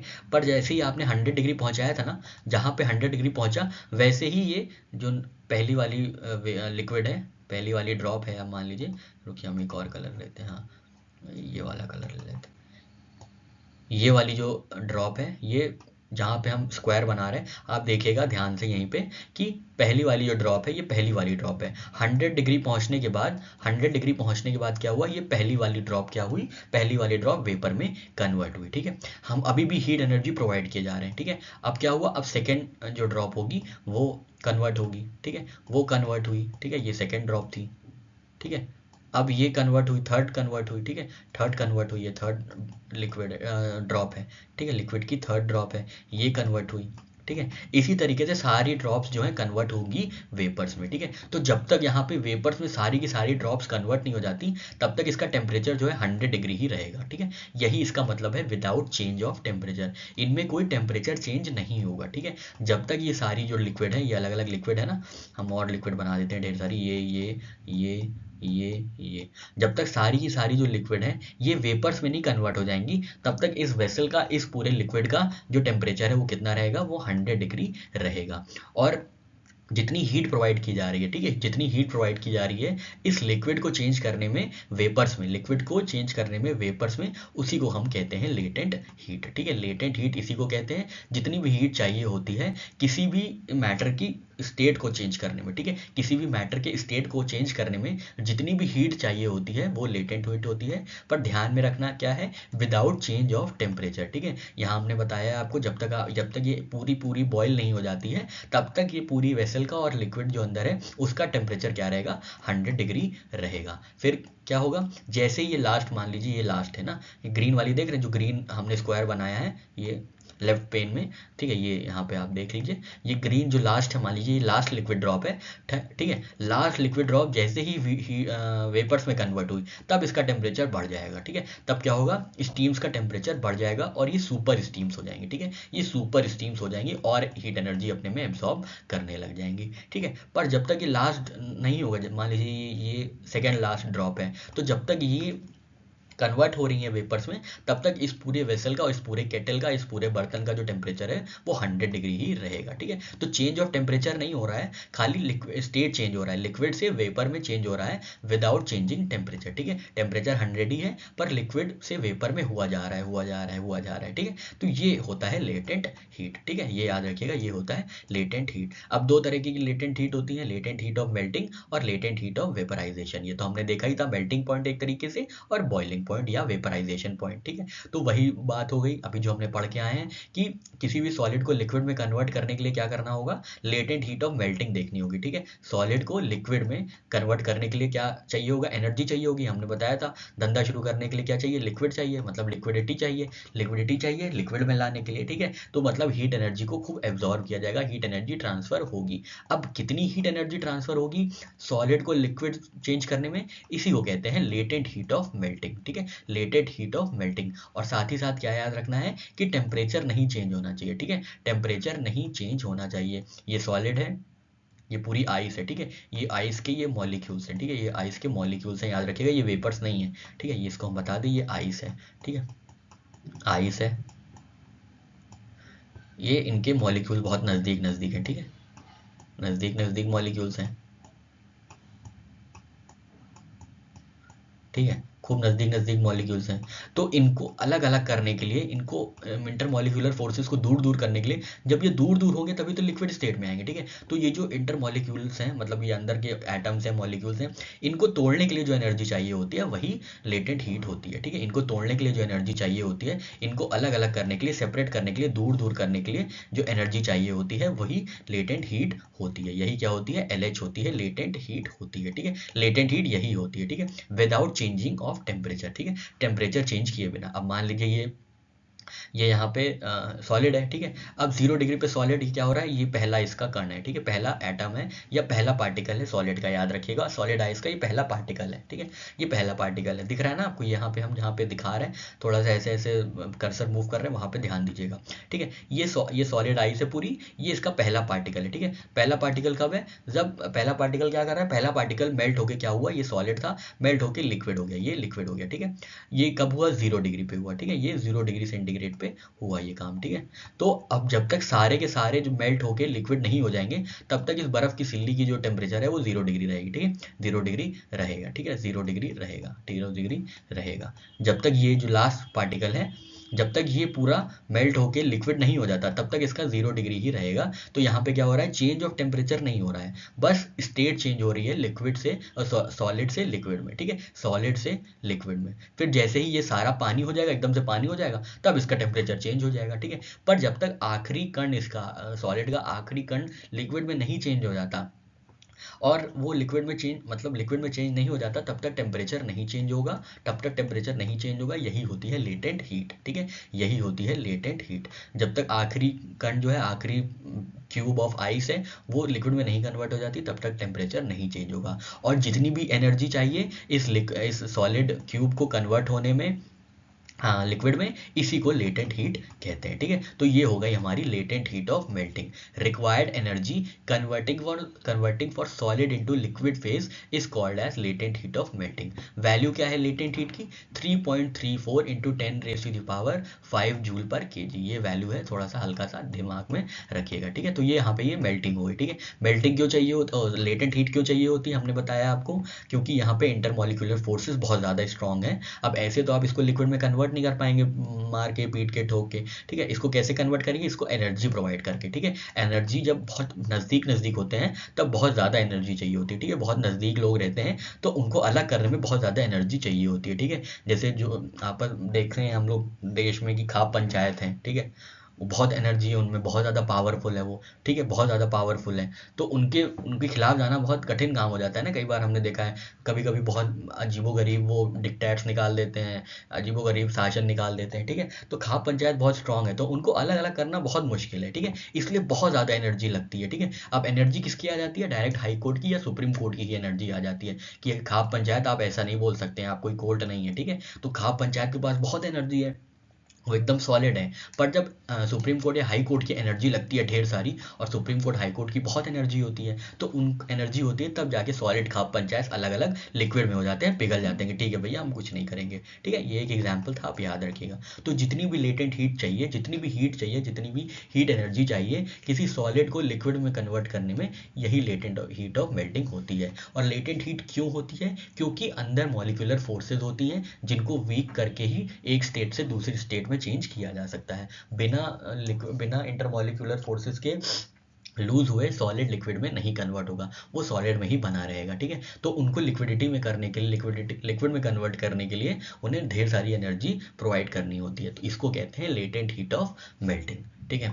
मेल्टिंग के बाद हमने क्या देखा था, बॉइलिंग देखा था या वेपराइजेशन देखा था। तो अब लिक्विड को वेपर्स में कन्वर्ट करने के लिए और एनर्जी चाहिए होगी, ठीक है। अब यहाँ पे लिक्विड में इंटरमॉलिक्यूलर फोर्सेस लूज हो गई, पर उनको अब और लूज करना है एनर्जी देके, एनर्जी अब्जॉर्ब करके और लूज करवाना है, और इंटरमॉलिक्यूलर फोर्सेस इतनी लूज कर देनी है कि वो वेपर्स में कन्वर्ट हो जाए। तो जितनी एनर्जी चाहिए होगी बॉइलिंग पॉइंट को कन्वर्ट करने में, वेपर्स में, मतलब लिक्विड को वेपर्स में कन्वर्ट करने में, उसको कहेंगे हम लोग लेटेंट हीट ऑफ वेपराइजेशन, ठीक है। Required energy converting for liquid into vapour is called latent heat of vaporisation, ठीक है। देखिए यहाँ पे लेटेंट हीट ऑफ मेल्टिंग कितनी थी, 3.34 थी, और यहाँ वाटर की लेटेंट हीट कितनी है वेपराइजेशन के लिए, 22.5 इंटू 10⁵ किलो जूल। देखिए कितनी ज़्यादा एनर्जी है, ठीक है। तो एनर्जी की मात्रा बढ़ती जा रही है, ठीक है। ध्यान दे रहे हैं आप, ये कंपैरिजन करिए जरा एक बार कि जब मेल्ट कर रहा था सॉलिड से आइस को मेल्ट कर रहा था,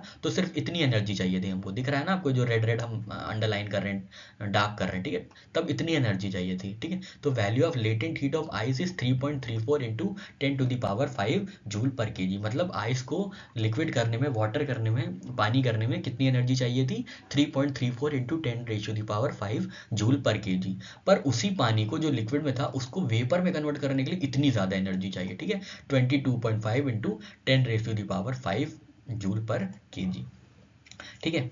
when water turns into vapour it absorbs latent heat, ठीक है। ये एब्जॉर्ब करते हैं, हम आपको बताते आ रहे हैं कि हीट एब्जॉर्प्शन और हीट लूजिंग ही है दो कॉन्सेप्ट, इन्हीं के इर्द गिर्द अलग अलग कॉन्सेप्ट हैं। तो हीट एब्जॉर्प्शन में क्या होता है, जब हम हीट एब्जॉर्ब करते हैं, बहुत हीट प्रोवाइड करते हैं, तो सॉलिड से लिक्विड हो जाता है, और हीट प्रोवाइड करते हैं और एनर्जी एब्जॉर्ब होती है, तब हीट जो है, जो लिक्विड जो है वेपर में हो जाता है, ठीक है। उसके बाद जो वेपर्स होते हैं वो जब हीट लूज करते हैं तब वो लिक्विड में आ जाते हैं, लिक्विड और हीट लूज करते हैं तो सॉलिड में चले जाते हैं, ठीक है। ये सारा हमने देखा था, पूरा साइक्लिकल फ्लो देखा था, ठीक है। यहाँ पे एक्सपेरिमेंट दिया हुआ है, हमने जो अभी आपको एक्सपेरिमेंट बताया था, it has been observe that burning from steam is more endurable pain than burning from boiling water although both are at same temperature, ठीक है। तो जो स्टीम होती है, जो भाप होती है, वो ज़्यादा गर्म होती है, क्योंकि पानी जो है, पानी 100 डिग्री तक ही जो है हीट एब्जॉर्ब कर रहा है जब तक वेपर्स में कन्वर्ट हो रहा है। पर जो स्टीम है वो तो बहुत ज़्यादा टेम्परेचर एब्जॉर्ब कर रही है, ठीक है। हीट जो है, स्टीम जो है टेम्परेचर एब्जॉर्ब किए जा रही है, ठीक है। तभी तो एब्जॉर्ब होके खूब ज़्यादा एनर्जी एब्जॉर्ब होके ये स्टीम में कन्वर्ट हुई, ठीक है। लिक्विड से स्टीम में कब कन्वर्ट होंगे, जब लिक्विड से ज़्यादा हीट एनर्जी होगी ना स्टीम के पास। अब स्टीम के पास बहुत ज़्यादा एनर्जी है, तो अगर आप उससे उलझेंगे, स्टीम से उलझेंगे, तो बहुत ज़्यादा जल जाएंगे कंपेयर्ड विद लिक्विड, ठीक है। लिक्विड के पास क्या है, लिक्विड खाली 100 डिग्री तक है, ठीक है, 100 डिग्री सेंटीग्रेड तक बॉयल होने लगा। अब ये बॉयल होके क्या हुआ, ये वेपर हो गया, ठीक है, ये वेपर हो गया, तो उसके पास 100 डिग्री से ज़्यादा एनर्जी है, ठीक है, 100 डिग्री से ज़्यादा एनर्जी है, जिसकी वजह से इस जो है ये स्टीम लगने पे या स्टीम से जलने पे ज़्यादा बर्न्स आते हैं कंपेयर्ड विद बॉइलिंग वाटर, ठीक है। Steam has more latent heat in compare to boiling water. मतलब लिक्विड को बॉयल करने में जितनी हीट एनर्जी चाहिए थी, उससे ज़्यादा हीट एनर्जी चाहिए होती है लिक्विड को वेपर्स में कन्वर्ट करने के लिए, ठीक है। लिक्विड को वेपर में कन्वर्ट करने के लिए बहुत ज़्यादा हीट एनर्जी चाहिए होती है। देखिए 22.5 into 10⁵ joule per KG more than boiling water, ठीक है। जिसकी वजह से क्या होता है, हीट ज़्यादा एमिट होती है स्टीम से, और steam creates more and endurable pain, ठीक है। तो ये याद रखिएगा, ठीक है। अब कुछ और प्रोसेस है फिनोमिनन से, ऑब्जर्वेशन से देख लेते हैं, ठीक है। तो जब आप हीट करते हैं, जब हमने देखा था सॉलिड को हीट किया गया तो किस में चेंज हुआ, लिक्विड में। लिक्विड को और हीट अब्जॉर्ब करने दिया और हीट एनर्जी प्रोवाइड की, तो वो वेपर में कन्वर्ट हो गई, ठीक है, वो वेपर में कन्वर्ट हो गई, ठीक है, ये हमने देखा था। पर कभी कभी क्या होता है, कुछ मैटर्स ऐसे होते हैं जिनको हीट करने पे, जैसे सॉलिड को हीट किया था तो लिक्विड में हुआ, तो उनको हीट करने पे क्या होता है, वो डायरेक्ट वेपर्स में चेंज हो जाते हैं, ठीक है, डायरेक्ट वेपर्स में चेंज हो जाते हैं, लिक्विड फॉर्म ही नहीं होते। तो ऐसे जो मैटर्स हैं, ऐसे जो जो भी जिन भी मैटर्स में ये चीज़ एब्जॉर्ब की जाती है कि हीट प्रोवाइड करने पे वो सॉलिड से डायरेक्ट वेपर्स में कन्वर्ट हो जाते हैं, उस प्रोसेस को हम कहते हैं सब्लिमेशन, ठीक है। उस प्रोसेस को हम सब्लिमेशन कहते हैं, ठीक है। एकदम सिंपल सा फिनोमेना है, और कुछ एग्जांपल्स हैं, वही आपको याद कर लेने, ठीक है। On heating when a solid changes directly into vapour and on cooling, और कूलिंग में क्या होता है, ये कूलिंग हुई, इनकी कूलिंग हुई, इनसे हीट एनर्जी ले ली गई, वेपर से हीट एनर्जी ले ली गई, तो ये लिक्विड में चेंज ना होके डायरेक्ट सॉलिड हो गए, ठीक है। वेपर्स जो थे, वेपर्स हम देखते हैं हीट एनर्जी जब लूज करते हैं, जब इनसे पैसे लिए जाते हैं, तब ये छोटी स्टेट में जाते हैं ना, लिक्विड स्टेट में। पर कभी कभी क्या होता है कुछ मैटर्स में, वेपर्स अगर वेपर्स को अगर हमने वेपर से जो एनर्जी, वेपर्स के अंदर जो एनर्जी थी उसको लूज करा दी, एनर्जी को क्या करा, इनको कम कर दिया, एनर्जी को खूब, जो इनके एनर्जी एब्जॉर्ब थी उसको लूज करा दिया, तो इनको ऑब्जर्वेशन के हिसाब से होना चाहिए था लिक्विड में, पर ये डायरेक्ट हुए जा रहे हैं सॉलिड में। तो इस प्रोसेस को हम लोग सब्लिमेशन कहते हैं, मतलब direct changing of solid to vapour और वेपर टू सॉलिड, ये प्रोसेस होता है सब्लिमेशन का, ठीक है। When vapour changes directly into solid, that phenomenon is known as sublimation, ठीक है। कुछ सब्सटेंसेज में ये प्रॉपर्टी होती है, अमोनियम क्लोराइड है, आयोडीन है, कैम्फर है। कैम्फर तो आप देखें कपूर जो हम लोग जलाते हैं अपनी पूजा में, ठीक है, कपूर जब हम लोग जलाते हैं अपनी आरती में, जैसे हम हनुमान जी की आरती करते हैं, कपूर जलाते हैं तो कपूर उड़ जाता है, ठीक है। कपूर जो सॉलिड होता है, गोली गोली होती है छोटी सी, वो क्या होता है, वो वेपर में चेंज हो जाती है, वो लिक्विड में नहीं चेंज होती, वो वेपर में चेंज हो जाती है, ठीक है। इसी तरीके से नैप्थलीन बॉल्स होती हैं, ठीक है। ये कुछ एग्जाम्पल्स हैं, आप याद रखिएगा, अमोनियम क्लोराइड, आयोडीन, कैम्फर और नैप्थलीन, ये जो है कुछ ऐसे सब्सटेंसेज हैं जिनको अगर वार्म किया जाएगा, अगर इनको गर्म किया जाएगा तो ये सॉलिड से डायरेक्ट वेपर्स में चेंज हो जाएंगे, और अगर इनके वेपर्स को खूब ठंडा किया जाएगा, इनके वेपर से खूब एनर्जी निकाल ली जाएगी, लूज करा दी जाएगी, तब ये डायरेक्ट सॉलिड में आ जाएंगे, ठीक है। ये प्रोसेस हो गया हमारा सब्लिमेशन का। दूसरा प्रोसेस हमारा है इवेपोरेशन का, ठीक है, इवेपोरेशन का, ठीक है। साथियों, इस पार्ट में हम लोग इवेपोरेशन के बारे में देखेंगे। अभी हम लोग ने किस बारे में पढ़ा है, हमने मेल्टिंग पॉइंट, बॉइलिंग पॉइंट, फिर कॉन्डेंसेशन, फिर मेल्टिंग पॉइंट और फ्रीजिंग पॉइंट के बारे में देखा था। फिर हमने देखा था लेटेंट हीट क्या होती है, लेटेंट हीट ऑफ वेपराइजेशन क्या होता है, लेटेंट हीट ऑफ मेल्टिंग क्या होती है। इसके बाद हम मूव किए थे कि सब्लिमेशन प्रोसेस क्या होता है। अब हम लोग देखेंगे कि इवेपोरेशन का प्रोसेस क्या होता है, ठीक है। इवेपोरेशन एकदम सिंपल प्रोसेस है, जहाँ पे लिक्विड जो है गैस में कन्वर्ट हो जाती है, लिक्विड वेपर्स में कन्वर्ट हो जाती है, ठीक है।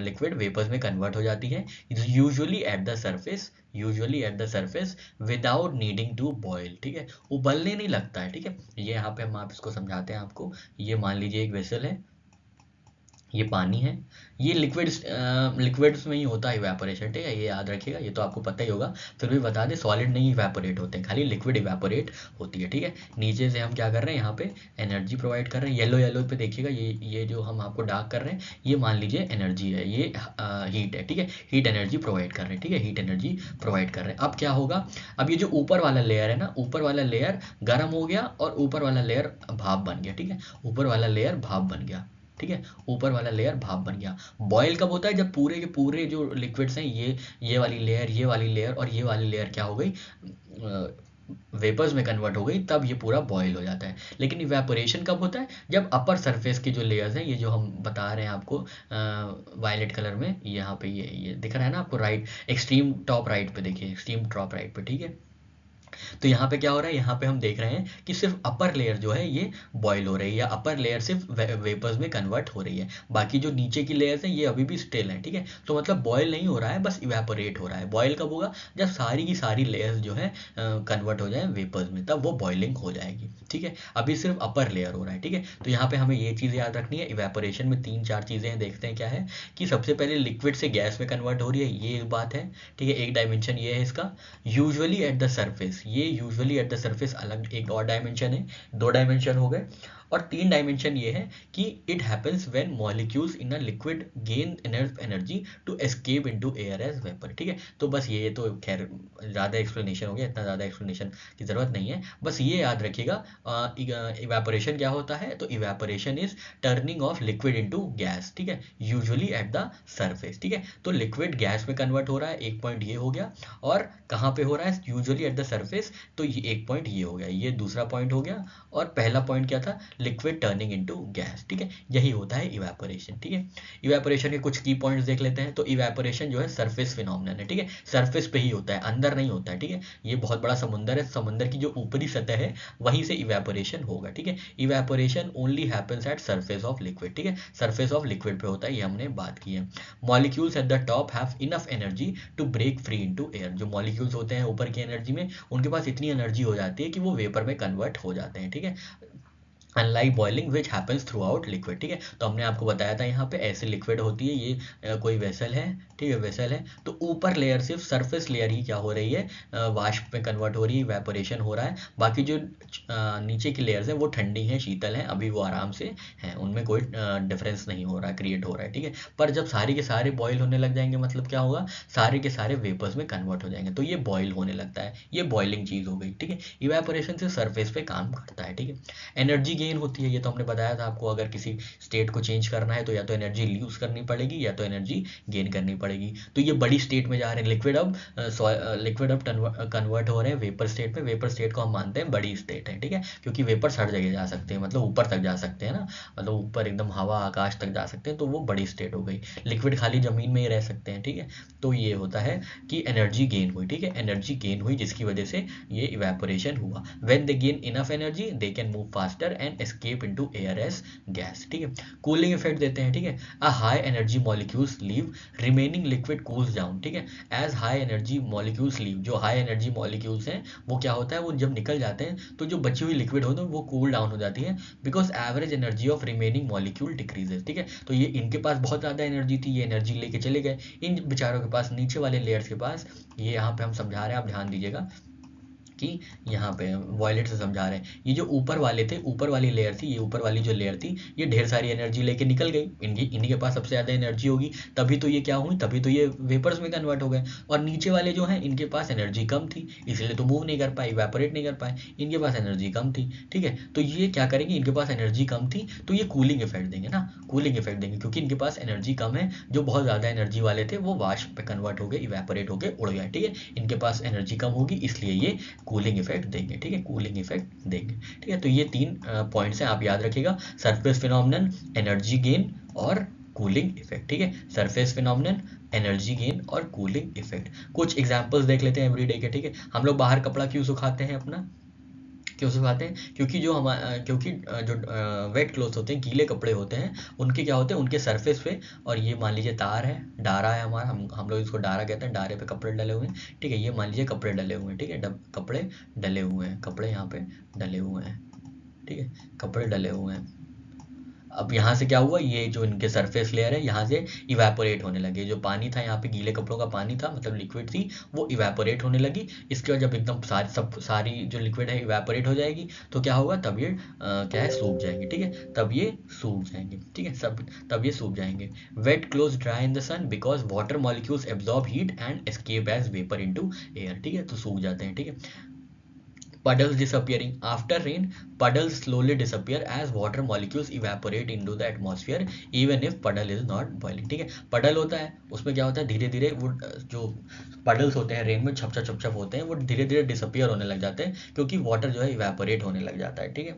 इसके बाद है स्वेटिंग टू कूल डाउन, आपकी बॉडी जो है, जब पसीना आता है लिक्विड हो जाता है, पसीना लिक्विड होता है ना, पसीना पसीना एकदम लिक्विड लिक्विड होता है, फिर जब लिक्विड वेपर्स में उसकी अपर लेयर सरफेस पे जब लिक्विड हो गई है, जब वो हीट और एनर्जी एब्जॉर्ब करेगी बाहर से, जब आप और खूब काम कर रहे हैं, कहीं मेहनत कर रहे हैं, खूब गर्मी में मेहनत कर रहे हैं, तो क्या हुआ कि स्वेट रिलीज हुआ, स्वेट लिक्विड में था, ठीक है, और एनर्जी मिली तो स्वेट क्या हुआ, वेपर्स में कन्वर्ट हो गया, ठीक है, which absorbs heat from your skin, ठीक है। तो हीट, जो स्किन की हीट थी वो लिक्विड ने एब्जॉर्ब की, अब और हीट एब्जॉर्ब हुई तो क्या हुआ, इवेपोरेशन हुआ, ठीक है, इवेपोरेशन हुआ अपर सरफेस पे। अब लेकिन जो बचे हुए लिक्विड थी वो तो ठंडी ही थी, तो वो कूलिंग इफेक्ट आपको प्रोवाइड कर दी, ठीक है। तो ये होता है sweating to cool down. Water in a glass, leave a glass of water out for a few days and you will notice that water level drops even it never boils, this is because of evaporation, ठीक है। Evaporation की वजह से क्या हुआ कि आपने पानी छोड़ बाहर रख दिया था नॉर्मल टेम्परेचर पे, तब भी पानी का जो लेवल है, स्तर है, वो नीचे घट गया, क्योंकि इवेपोरेशन हो गया, ठीक है।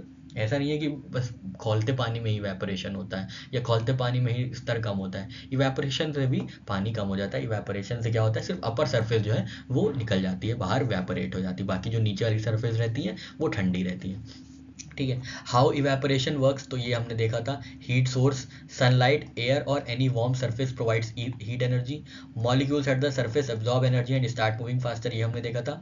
When molecules have enough energy they overcome forces holding them in liquid and escape into air as gas, ठीक है। तो हीट सोर्स प्रोवाइड की, हीट एनर्जी को प्रोवाइड की, हीट ट्रांसफर हुई, हीट इन्होंने गेन की और फिर इतनी गेन कर ली कि ये एस्केप कर गए, leaving the bottom layer in cooling state. जो नीचे बॉटम लेयर्स होती हैं वो कूलिंग स्टेट में ही रहती हैं, ठीक है, ऊपर वाले ही खाली गर्म होके निकल जाते हैं। तो ये हमारा पूरा प्रोसेस था इवेपोरेशन का। कुछ और देखते हैं बातें इवेपोरेशन के बारे में। तो इवेपोरेशन हमने देखा, in which liquid turns into vapours below its boiling point is termed as evaporation, ठीक है। तो बॉइलिंग पॉइंट के नीचे जब लिक्विड के अपर लेयर जो है, सरफेस लेयर्स जो हैं, वो क्या होते हैं, वो वेपर्स में कन्वर्ट हो जाते हैं, इसको हम इवेपोरेशन कहते हैं। इट में occur at room temperature, room temperature में भी हो सकता है, आप अपने कपड़े सुखाने के लिए डाल दीजिए, इवेपोरेट हो जाएंगे और सूख जाएंगे, ठीक है। Wet clothes dry due to evaporation of water, pond water dries up by evaporation of water, temperature increases the enhances the rate of evaporation, ठीक है। ज़्यादा टेम्परेचर मतलब ज़्यादा इवेपोरेशन, क्यों? क्योंकि ज़्यादा टेम्परेचर है मतलब ज़्यादा हीट एनर्जी प्रोवाइड करी जा रही है, और ज़्यादा हीट एनर्जी प्रोवाइड करने पे क्या होगा, ज़्यादा इवेपोरेशन होगा, ठीक है। ज़्यादा एनर्जी मिलेगी तो ज़्यादा लोग बाहर निकलने के लिए भागेंगे, जो अपर मॉलिक्यूल्स हैं, अपर सरफेस की जो चीज़ें हैं, वो ज़्यादा चीज़ जल्दी से निकलने के लिए भागेंगी, और हो सकता है अपर लेयर के जो जस्ट नीचे लेयर है वो भी निकलने के लिए भागे, उनके पास भी खूब एनर्जी हो जाएगी, जिसकी वजह से रेट ऑफ इवेपोरेशन बढ़ जाता है, ठीक है। Rate of evaporation of any liquid is maximum at its boiling point, ठीक है। ऑब्वियसली जब इवेपोरेशन एकदम बॉइलिंग पॉइंट पे पहुंच जाएगा तो वो मैक्सिमम कहलाएगा, और बॉइलिंग पॉइंट के बाद तो वो पूरा ही पूरा वेपर हो जाएगा, ठीक है। In case of low humidity in the air the evaporation rate is high and water evaporates very soon. Low humidity, humidity क्या होता है, ह्यूमिडिटी मान लीजिए ये एयर है, एयर में ही तो लिक्विड एब्जॉर्ब होती है ना, एयर जो हमारे पास एयर है, एटमॉस्फेयर है, उसी में धीरे छोटे छोटे पार्टिकल्स रहते हैं लिक्विड के, ठीक है, छोटे छोटे पार्टिकल्स रहते हैं लिक्विड के, ठीक है। ये एयर का पैकेट एक है मान लीजिए, और ये एयर का दूसरा पैकेट है, ठीक है, एयर का दूसरा पैकेट है, इसमें ढेर सारे वाटर मॉलिक्यूल्स ऑलरेडी हैं, ठीक है, ठीक है, इसमें ढेर सारे वाटर मॉलिक्यूल्स ऑलरेडी हैं, ठीक है। अब क्या है, in case of low humidity, low humidity वाला ये लो ह्यूमिडिटी वाला सिनेरियो है, और ये हाई ह्यूमिडिटी वाला, एच एच मतलब हाई ह्यूमिडिटी, जो हम येलो से देख रहे हैं यहाँ पे देखिएगा आप, एल एच मतलब लो ह्यूमिडिटी, और एच एच मतलब हाई ह्यूमिडिटी। ह्यूमिडिटी क्या होता है, ability of water to absorb, ability of air to absorb water droplets, ठीक है, एयर की जो एबिलिटी होती है वाटर ड्रॉपलेट्स को एब्जॉर्ब करने की, उसी को हम ह्यूमिडिटी कहते हैं, ठीक है। अब इस एयर पैकेट में, ये पैकेट 1 है, एल एच वाले पैकेट में, ठीक है, ये पहला पैकेट है, ठीक है, यही देखिएगा आप जहाँ जहाँ हम येलो पे लिख रहे हैं, और कहीं मत देखिएगा, ठीक है, जो 1 पे देखिएगा, ठीक है। तो ये पहला पैकेट है, ठीक है, पहला पैकेट में सिर्फ 4 ड्रॉप्स ऑफ वाटर है, ठीक है, 4 ड्रॉप्स ऑफ वाटर है, ठीक है, 4 ड्रॉप्स ऑफ वाटर है, मतलब अभी ये और वाटर ड्रॉपलेट्स ले सकता है। वाटर ड्रॉपलेट्स कहाँ से आ रहे हैं, इवेपोरेशन से आ रहे हैं, ये लिक्विड है, ठीक है, ये लिक्विड है, ये इवेपोरेट हो रही है, ठीक है, ये इवेपोरेट हो रही है, ये जो है ये इवेपोरेट हो रहे हैं, ठीक है। ये आके कहाँ इवेपोरेट हुए, कहाँ इकट्ठा हुए, तो यहाँ इकट्ठा हुए एयर पार्सल में, ठीक है, एयर पैकेट में,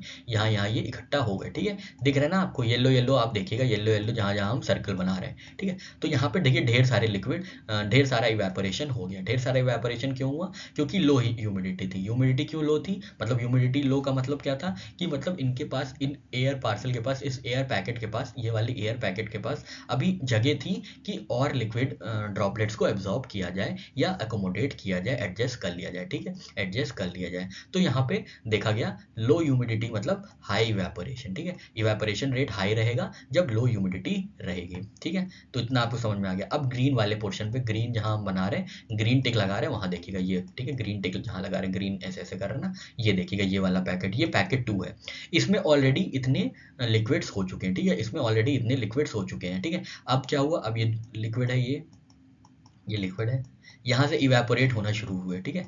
अब यहाँ पे मान लीजिए सिर्फ 3 ही सीट बची है, तो 3 ही बार इवेपोरेट हो पाएंगे, ठीक है, 3 ही बार इवेपोरेट हो पाएंगे।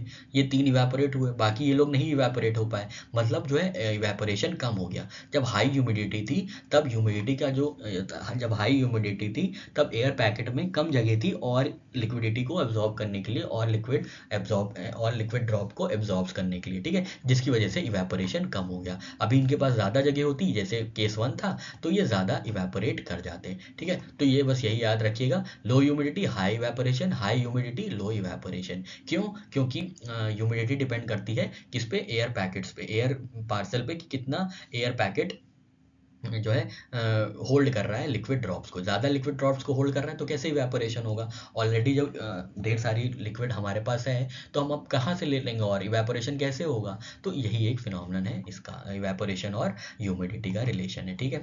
अब हम देखते हैं कुछ एग्जाम्पल्स और देख लेते हैं, ठीक है। अब लिक्विड फिल्ड इन पॉट, ठीक है, जो पॉट होता है, जो मटका होता है हमारा, मटका देखे ना, मटका तो आप देखे ही होंगे, सुराही जिसको कहते हैं, ठंडा पानी जो रखती है, वो क्यों रखती है? क्योंकि जो ठंडा पानी होता है उसकी अपर लेयर इवेपोरेट हो जाती है, ठीक है, अपर लेयर इवेपोरेट होगी, बाकी जो नीचे की लेयर्स हैं वो कूल रहती हैं, जिससे कूलिंग इफेक्ट देती है, ठीक है। It receives latent heat of evaporation and pot becomes cool. ऊपर वाली जो लेयर होती है वो इवेपोरेट हो जाती है, नीचे वाली लेयर्स कूलिंग इफेक्ट देती है, जिसकी वजह से पॉट ठंडा हो जाता है, ठीक है। A good example of cooling bye evaporation is cooling of earthen pots, ये तो हमने देखा ही। Earthen pitcher has many minute pores in its walls. Water diffuses out from the pores and evaporates continuously.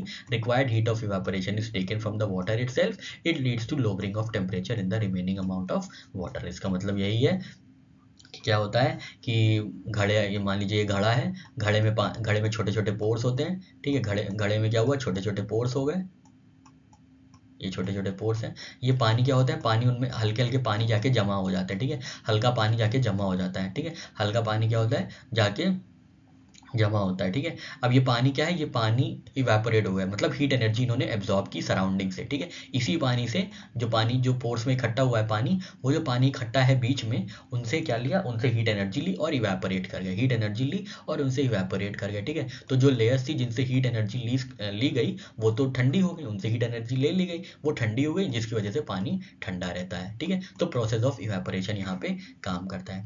Sweating process is more in summer season, ठीक है। Cotton clothes are best absorber of water, ठीक है। It absorb sweat of our body, ठीक है। Cotton cloth जो होते हैं वो स्वेट एब्जॉर्ब करते हैं, जिसकी वजह से हमें कूलिंग इफेक्ट मिलता है, ठीक है। Evaporation of sets provide cooling to our body. जो सिंथेटिक क्लोथ्स होते हैं such as polyester are unable to absorb water in excess quantity, मतलब बहुत ज़्यादा ह्यूमिड हो जाते हैं सिंथेटिक क्लोथ्स, मतलब एब्जॉर्ब नहीं कर सकते वाटर, जिसका मतलब होता है कि सिंथेटिक क्लोथ्स एक तरीके से हाई ह्यूमिडिटी पे एक्ट करते हैं, ठीक है। मतलब अगर हम रिलेशन सेट करें, एक बार कोशिश करें एनालॉजी क्रिएट करने की, तो सिंथेटिक क्लोथ्स हाई ह्यूमिडिटी की तरह रहते हैं, जो कि और कोई वाटर एब्जॉर्ब नहीं कर सकते, ठीक है, जिसकी वजह से कूलिंग इफेक्ट नहीं प्रोवाइड कर सकते। Due to this cotton clothes are given priority in the summer season, ठीक है। Fan increases the rate of evaporation of sweat, so we feel the cooling. जितनी ज़्यादा स्पीड रहेगी इस विंड की, ये आप याद रख लीजिएगा, विंड की जितनी ज़्यादा स्पीड रहेगी उतना हाई इवेपोरेशन रहेगा, ठीक है, उतना हाई इवेपोरेशन रहेगा, ठीक है, उतना हाई इवेपोरेशन रहेगा। The desert room cooler, the cooling effect is produce due to evaporation of water. बहुत तेज़ पंखा चलता है, बहुत तेज़ कूलर चलता है, तो बहुत तेज़ इवेपोरेशन होता है। इवेपोरेशन क्या प्रोवाइड करता है, कूलिंग इफेक्ट प्रोवाइड करता है, इसलिए हमें ठंडी लगती है, हमें कूलिंग इफेक्ट महसूस होता है। It cools more in hot and dry days, because in hot and dry days high temperature increases the rate of evaporation, ठीक है।